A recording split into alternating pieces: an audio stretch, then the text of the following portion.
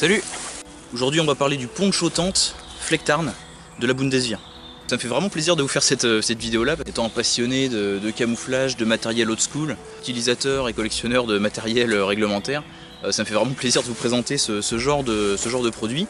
Donc là on est vraiment sur des anciennes technologies, des anciens concepts qu'on va presque plus retrouver aujourd'hui. Donc l'idée existe depuis super longtemps, tout simplement une grande pièce de toile, camouflée ou non, qui va servir de poncho et qui va également servir d'abri, une fois monté en petit abri poncho. Je me suis mis aux couleurs de la thématique. Donc c'est un concept qui a existé vraiment pas mal de temps, mais qui s'est bien évidemment perdu aujourd'hui. Même au sein des armées, c'est quelque chose qui se fait plus du tout. On est passé sur des tentes canadiennes ou d'autres formes, mais des tentes classiques que vous connaissez tous en synthétique.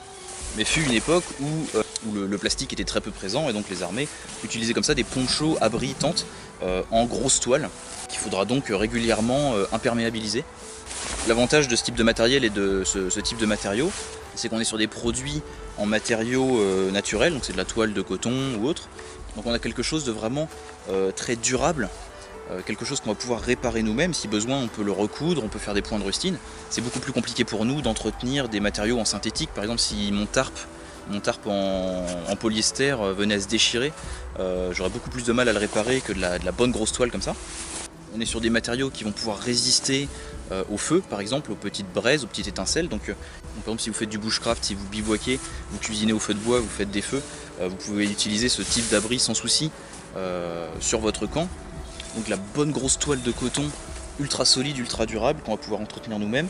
Mais surtout, étant donné qu'on est sur des produits issus de surplus militaires, comme la plupart de ces produits-là, certes c'est lourd, certes c'est pas ce qu'il y a de plus pratique, c'est pas ce qu'il y a de plus moderne, mais on est sur des choses de très économiques et très bon marché, d'un excellent rapport qualité-prix, d'une excellente conception et des choses vraiment très durables qui vous dureront des années sans souci. Comme typiquement la plupart du matériel militaire. Donc c'est un type d'abri, un type de matériel qui a été utilisé par différents pays à différentes époques. Donc de fait il y a eu différents modèles, différentes conceptions, différentes formes pour le même usage, un poncho abri. La forme la plus simple, celle à laquelle on pense, celle va être la forme carrée ou rectangulaire. C'est le cas par exemple de la plage Palachka, ou enfin les ponchos bâches rectangulaires russes ou de l'Allemagne de l'Est.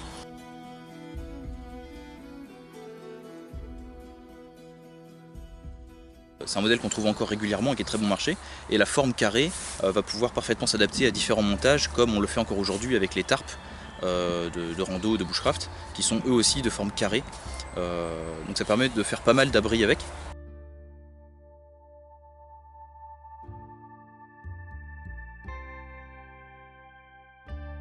Et également les lavous, si je ne me trompe pas, qui sont finlandais, qui ont une forme beaucoup plus conique. Donc pareil, qu'on va pouvoir utiliser comme poncho.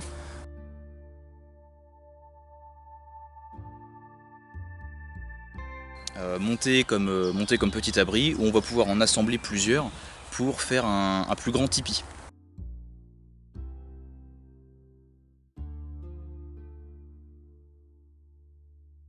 Mais pour revenir sur l'Allemagne, en 1931, on a vu apparaître la Zeltbahn triangulaire, initialement en Splintertarnmuster en 1931, mais ensuite déclinée dans d'autres motifs,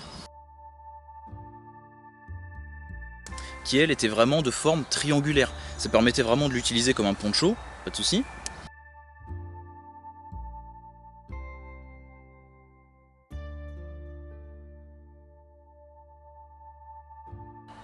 Également monter des petits abris triangles, ou de la même façon les assembler pour faire des petits abris. Si on en avait 4, on pouvait par exemple monter une espèce de pyramide. Donc cette forme-là triangulaire de Zeltbahn a été utilisée en gros de 1931 jusqu'à l'après-Seconde Guerre mondiale, et même après dans d'autres armées que l'armée allemande. Et le modèle que je vous présente aujourd'hui, bien qu'il soit allemand, est beaucoup plus récent. Vous connaissez le camouflage Flecktarn de l'armée allemande actuelle, de la Bundeswehr. Désolé pour ma prononciation, hein, j'ai pas fait allemand LV2.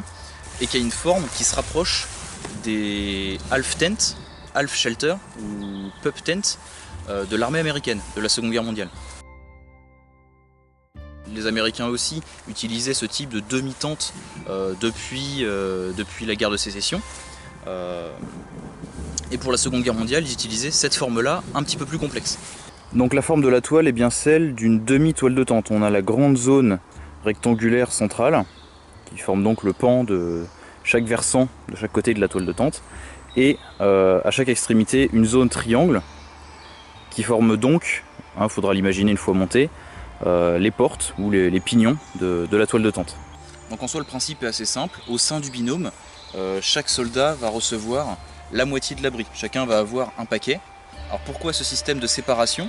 Ça va bien évidemment permettre d'alléger le poids total de la tente, parce que là, chacun de ces paquets fait à peu près dans les 2 kg. Donc la tente complète fait dans les 4 kg, ce qui pour une tente 2 personnes est quand même sacrément lourd. Donc, ça oblige à être 2 pour pouvoir monter la tente complète, ce qui évidemment encourage à la cohésion et à la coopération au sein du binôme. Mais même seul, même à l'unité, ce kit ne va pas être inutile.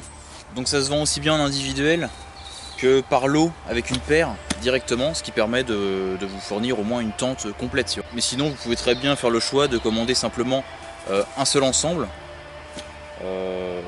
Ce qui ne sera pas forcément utile parce que étant donné qu'il n'y aura que la moitié des piquets et un seul mât, ça peut être peut-être plus intéressant de commander, si vous la trouvez, seulement la toile, toute seule, et ensuite de vous débrouiller pour les mâts, les piquets, la ficelle, etc.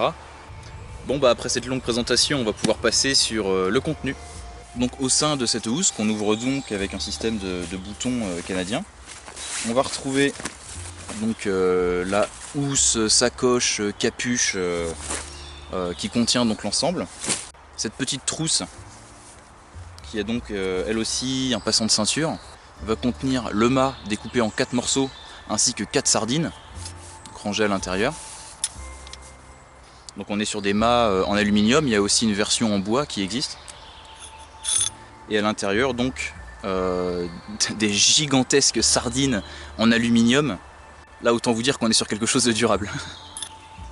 Alors ce qu'on va pouvoir faire, si vous souhaitez alléger la chose et également avoir plus de piquets, parce qu'au final il se trouve que pour monter vraiment la tente complètement, on va manquer de piquets. Vous allez pouvoir remplacer les sardines d'origine par des piquets de tente classiques dont on a plus l'habitude. Donc nos 4 morceaux de mât et un petit peu de ficelle, tout simplement pour faire un tendeur de chaque côté de la tente. Alors vous voyez, rien que la housse en elle-même a des passants de ceinture qui peuvent même se détacher et se rattacher, ce qui permet donc de fixer le paquet sur le sac à dos, à la ceinture, ou même une fois tout déballé, et qu'on l'utilise par exemple comme poncho ou comme tente, par exemple de fabriquer un petit sac à pain, une petite besace. On peut faire différentes choses avec cette housse là. Donc pour l'utilisation comme poncho, parce que donc on peut servir de la toile aussi bien pour se protéger de la pluie que dans un but de camouflage aussi, pour se camoufler soi, camoufler du matériel. Donc on vérifie que les trous des bras soient bien ouverts et on va de préférence rabattre les triangles. Vous pouvez faire le choix de garder ces coins détachés, mais si vous faites moins d'1,90 m, le poncho sera beaucoup trop grand, à moins d'avoir vraiment un très gros sac à dos, et ces coins traîneront par terre, donc ce qui gênera la marche. Donc vaut mieux boutonner cette longueur.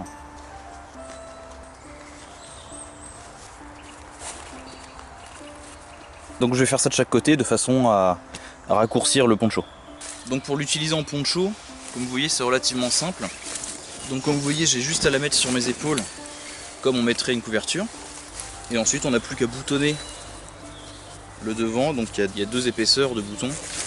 Juste à boutonner le poncho pour me retrouver donc avec cette cape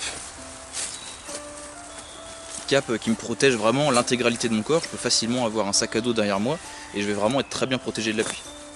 Alors ensuite pour la tête, puisque donc ma tête n'est pas couverte, on va utiliser la housse pour se faire une espèce de capeline du Moyen-Âge, vous voyez, une espèce de capuche du Moyen-Âge. Donc pareil, j'ai juste à enlever les boutons pour ouvrir la capuche, mais je garde le bouton du bas, ok, au niveau du col. À l'intérieur, on va avoir des petites ficelles pour serrer au niveau de la nuque et au niveau du tour de la tête, comme avec n'importe quel vêtement moderne, comme n'importe quelle capuche. On va pouvoir comme ça le refermer sur sa tête. Et donc ensuite, j'ai plus qu'à enfiler la capuche sur mes épaules de façon à protéger ma tête. Je vais vous montrer ce que ça donne.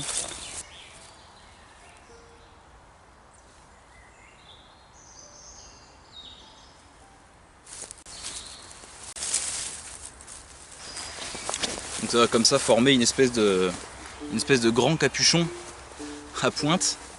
Ça ressemble un peu à un bonnet du Ku Klux Klan. Mais bon, camouflage allemand au lieu d'être en blanc. Je sais pas si c'est pire ou moins pire du coup. Donc là je vais vous montrer ce que ça donne de monter une seule toile en petit abri. Donc avec un seul mât et 4 piquets. Donc j'ai mes 4 mâts et les 4 sardines.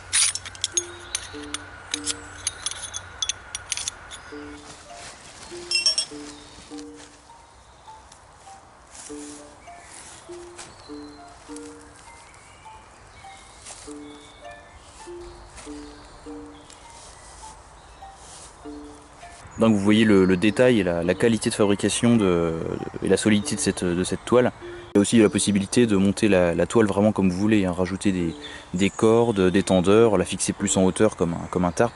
Vous faites vraiment ce que vous voulez. Hein. Donc vous voyez, si vous êtes seul, votre kit ne suffit pas pour monter, un demi-abri vraiment bien tendu, bien complet. Il faudrait rajouter un autre mât, fabriquer des sardines. Il va manquer de la ficelle. C'est pourquoi, comme je vous disais tout à l'heure, vous pouvez vous permettre d'emmener simplement la toile et ensuite de monter un abri comme on ferait avec n'importe quel poncho tarp. On se débrouille avec la nature et avec de la ficelle. Alors on passe au montage de tente complet. Donc que ce soit pour monter un petit appentis avec une seule toile ou monter la tente complète, vous commencez par fixer un premier côté. D'accord, ça va vous donner une ligne sur laquelle partir. Ensuite je vais attacher la deuxième toile à la première avec tout le système de boutons. Donc vous voyez, il y a ce système à double bouton, de façon à ce que ça soit bien attaché. Ensuite les gros œillets où viennent se passer les mâts coïncident, sont face à face.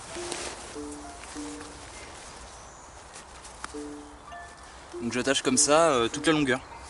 Donc voilà, là j'ai attaché toute la faîtière. Ensuite je vais monter mes 2 poteaux. Donc, toujours le même système. Hein.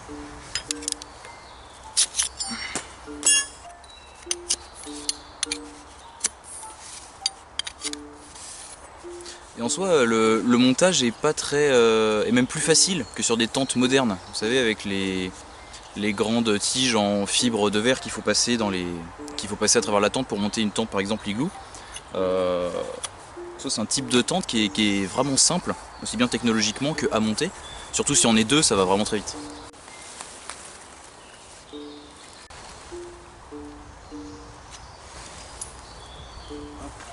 Le but ça va être de faire tenir le truc suffisamment longtemps pour que je puisse mettre les sardines. Donc j'en prends 3 pour l'autre côté. Donc les enfoncez pas à fond au début, hein. Comme ça permet d'enlever et d'ajuster votre réglage.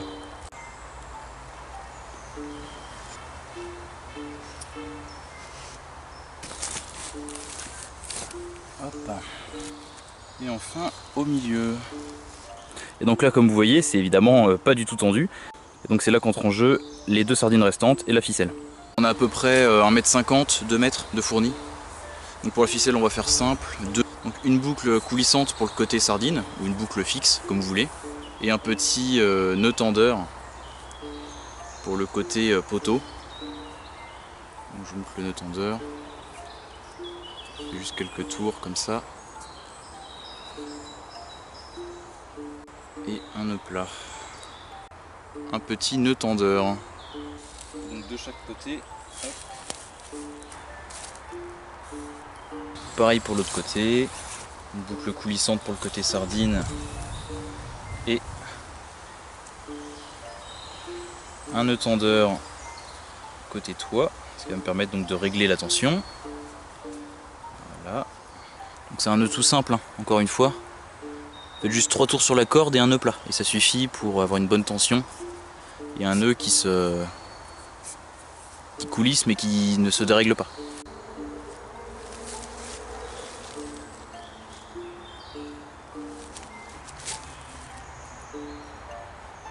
Donc voilà. Donc en essayant de mettre mes 2 poteaux bien droits, d'avoir mes piquets, mes sardines qui forment des lignes à peu près droites et des tensions à peu près correctes sur mes tendeurs là. Je vais essayer d'avoir un toit à peu près droit On va pas avoir non plus un truc exceptionnel, mais c'est satisfaisant. Alors ensuite, la sardine centrale, ici et de l'autre côté. On peut un petit peu la décaler aussi de façon à bien tendre tout le pan de toile. Tac. Ensuite, on va pouvoir installer les capuches au sommet des poteaux, de façon à ce que la pluie s'infiltre pas. Là, je l'ai fait d'un côté juste pour vous montrer. Alors ensuite, pour le système de porte et de fermeture, donc après à vous de voir quel côté vous utilisez comme porte et quel côté vous fermez. C'est le même système, on va boutonner. L'arrière est fermé et comme sur le dessus, ça me fait coïncider des œillets. Donc c'est pour ça, là il me manquerait par exemple un petit piquet qui n'est pas fourni pour bien tendre l'arrière et récupérer ce volume. Donc c'est pas grave, je vais fabriquer un petit piquet en bois. Donc, comme je vous disais, oui, il manquerait effectivement un petit... Putain, j'arrive pas à parler. Cerveau masculin, j'arrive pas à faire deux choses en même temps. Il manquerait un piquet, il manquerait des piquets supplémentaires pour fermer les portes, éventuellement tendre d'autres ficelles. Donc voilà le résultat final. Donc voilà, la tente est montée, c'est quand même relativement rapide, surtout si on est à deux bonhommes à monter ça. Au niveau de l'espace intérieur, ça reste quand même relativement spacieux, ça reste une tente militaire prévue pour deux bonhommes avec tout leur matériel. Donc il n'y a pas de problème, vous coulez dedans sans souci, ça doit faire plus de 2 mètres, puisque vous avez donc tout le fond là-bas derrière le poteau qui peut servir pour ranger des affaires, et vous avez largement la place pour dormir, ça doit faire plus d'1 mètre 90 sur 120 de large facile, donc il y a largement la place pour dormir à deux là-dedans, il n'y a pas de souci. Alors ensuite vous allez me dire, donc très bien, mais il n'y a pas de tapis de sol. Alors effectivement, vous imaginez le poids du bordel total si en plus il fallait avoir le tapis de sol intégré aux deux kits, ça ferait quelque chose de vraiment beaucoup trop gros. Donc la première raison c'est ça, et la deuxième raison c'est aussi parce que ça reste une tente de terrain, une tente militaire, et ça peut être un avantage d'avoir une tente comme ça sans fond, puisqu'on va pouvoir la monter par exemple au-dessus d'un trou de combat ou au-dessus d'une tranchée. Donc le trou de combat, pour ceux qui ne voient pas, c'est juste un trou d'un diamètre variable, mais en tout cas d'une profondeur suffisante pour pouvoir tenir à plusieurs bonhommes à l'intérieur et être assis dans le fond sans que la tête dépasse. Vous voyez, une zone de vie comme ça, à l'abri, aussi bien de la vue que des tirs, que des éclats d'obus, de mortier. Et donc on peut être protégé comme ça dans son trou de combat, mais avoir une tente comme ça, ou un abri, une bâche ou autre montée par-dessus le trou de combat peut être pratique pour évidemment se protéger de la pluie, mais aussi pour se camoufler, bien sûr. Mais en tout cas c'est une raison aussi, c'est intéressant d'avoir des tentes sans fond pour ce genre d'usage. Donc comment faire, étant donné qu'il n'y a pas de tapis de sol? Donc pour nous dans nos activités bushcraft, on est habitué à dormir au sol et à s'improviser un matelas. Donc vous pouvez très bien donc vous constituer un matelas végétal, comme on fait par exemple dans des abris de survie. Ça s'y prête très bien. Bien sûr en faisant attention aux différentes plantes urticantes contenant des tiques, des parasites ou si elles sont humides. Ou sinon vous allez tout simplement pouvoir bâcher le fond avec une autre bâche, avec un tarp, avec un poncho plus petit, un poncho en plastique, même un poncho à usage unique. Vous pouvez vous fabriquer un tapis de sol avec des sacs poubelles. Vous pouvez utiliser une couverture de survie, etc., etc. On ferait avec n'importe quel abri bushcraft ou avec un tarp quand on dort d'habitude dans la forêt. Donc voilà pour cette présentation du poncho demi-tente de l'armée allemande en camouflage Flecktarn. J'espère que ça vous aura intéressé. Je profite de ce petit moment en fin de vidéo pour remercier toutes les personnes qui ont déjà commencé à m'aider via la boutique de la chaîne. Franchement merci à tous, ça fait vraiment plaisir. Le premier projet d'amélioration, pour rien vous cacher, ce serait certainement un bon micro-cravate, ce qui me permettrait donc bien évidemment d'améliorer la qualité sonore de la chaîne qui ça peut pas faire de mal. Donc voilà, merci à tous et on se quitte avec quelques images où je repasse en mode poncho et en mode camouflage dans la nature pour continuer à un petit peu tester le Flecktarn, probablement l'un des meilleurs camouflages européens pour le milieu forestier et montagnard toute l'année, même s'il est encore plus efficace en automne et en hiver. Merci d'avoir regardé cette vidéo et à très bientôt sur la chaîne. Salut! Donc, Tim.